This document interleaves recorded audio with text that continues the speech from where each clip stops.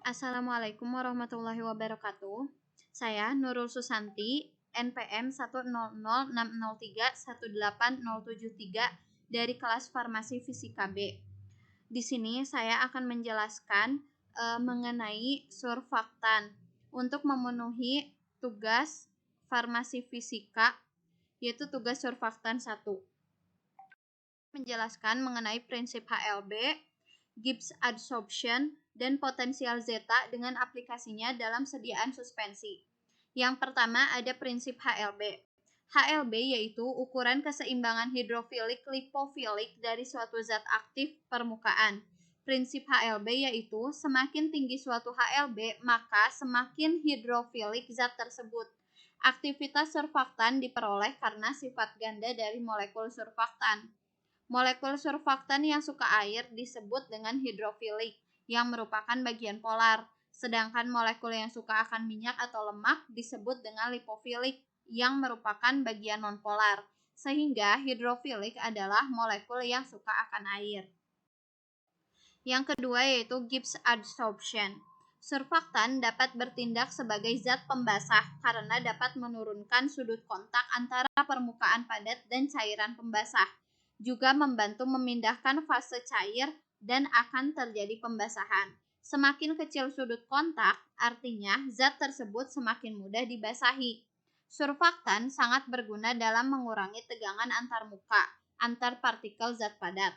Sudut kontak adalah tetesan cairan dari permukaan ke atas yang menyebar. Seperti yang kita ketahui, surfaktan memiliki bagian kepala yang bersifat menyukai air atau hidrofilik, sehingga bagian kepala tersebut masuk ke fase air. Dan surfaktan juga memiliki bagian ekor yang bersifat tidak menyukai air atau hidrofobik, sehingga bagian ekor tersebut masuk ke fase minyak. Perubahan tegangan permukaan di bawah KKM dapat dianalisis dengan Gibbs adsorption isotherm untuk mendapatkan surface excess dan ditentukan dengan kurva tegangan permukaan dengan konsentrasi larutan.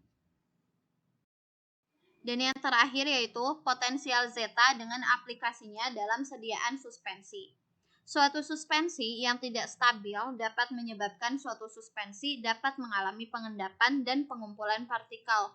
Tipe pengendapan yang terjadi yaitu flokulasi dan deflokulasi. Pada flokulasi, terjadi pengendapan partikel secara berkelompok dan mengendap bersama-sama, di mana pada flokulasi terpisahnya dua fase tersebut dengan lebih cepat dibandingkan dengan deflokulasi. Endapan dari flokulasi dapat didispersikan kembali. Pada deflokulasi, jika energi tolak-menolak antara partikel tersuspensi tinggi atau akibat potensial zeta terlalu tinggi atau terlalu kecil, maka partikel tidak akan menggumpal atau berkelompok. Sedangkan jika partikel mengendap terlalu sempurna, maka partikel-partikel tersebut membentuk susunan yang tertutup dengan partikel kecil mengisi ruang-ruang dari partikel besar. Partikel-partikel di bawah akan semakin tertekan oleh partikel di atas, sehingga lama-lama menjadi kompak atau caking dan tidak dapat dikembalikan dengan pengocokan. Sekian dari saya, mohon maaf apabila banyak kesalahan. Terima kasih. Wassalamualaikum warahmatullahi wabarakatuh.